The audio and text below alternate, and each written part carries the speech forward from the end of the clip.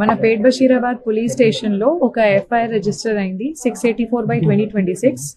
ఈ రోజే నాకు ఆర్డర్స్ వచ్చింది ఈ కేసుకి రిజిస్ట్రేషన్కి సూపర్విజన్ చేయడానికి.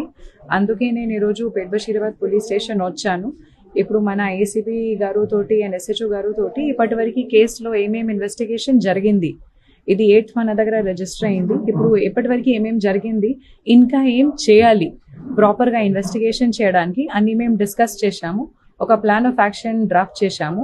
అదే ప్రకారంగా రేపు కూడా ఇది కంటిన్యూ అవుతుంది. విక్టిమ్ స్టేట్మెంట్ ఆల్రెడీ ఒకసారి రికార్డ్ అయింది, అది కూడా నేను చదివాను. ఇంకా ఫర్దర్గా మేము ఇంకా దీనిలో కొన్ని ఇన్ఫర్మేషన్ ఇంకా మనకు కావాలి.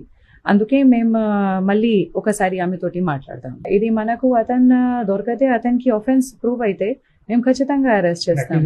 ఒక పాక్సో కేసు మన దగ్గర రిజిస్టర్ అయింది.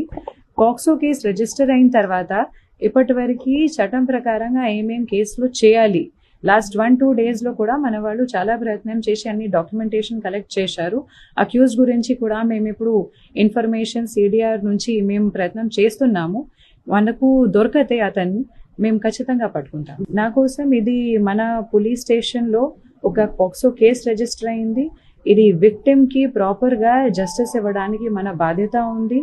కేస్ కంప్లైంట్లో ఏమేమి ఉంది అది అన్నీ వెరిఫై చేసి ప్రాపర్గా ఇన్వెస్టిగేషన్ మేము చేస్తాము.